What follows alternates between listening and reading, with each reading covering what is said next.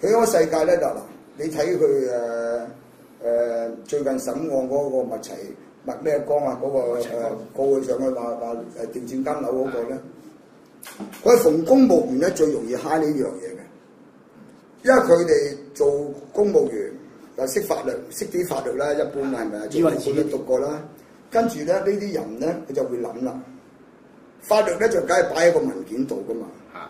好啦，佢就利用一份表面合法嘅文字嘅文件，去包裝一個非法嘅行為。你唔拎出嚟照肺咧，你係唔知道嘅。但係後面做啲嘢㗎，因為嗰陣時80年代我係公務員，嗰陣時政府係奮身推幾個唔同樣版嘅套餐俾公務員買樓嘅。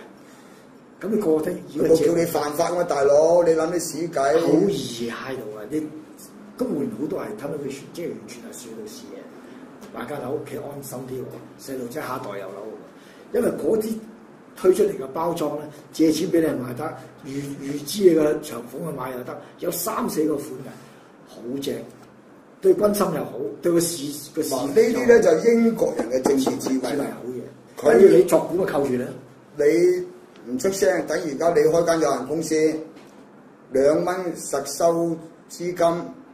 買間有限公司啊，2蚊資本嘅啫，啱唔啱啊？2個股東做埋董事人1蚊，印卡片都未得啦，實收資本2蚊，係咪啊？每股1蚊嘅啫嘛，你查一查佳寧啊、信和嗰啲，搭車去係咪啊？商業註冊處點解咧？就英國佬嘅政治智慧咧，我留一手喺度，你正式做生意，佢又唔理你嘅，咁你梗有古靈精怪噶嘛？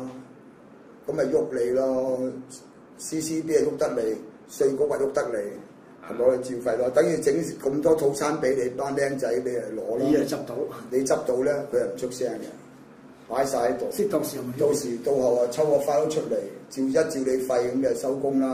呢啲人哋就係一個佈局喺度嚟嘅。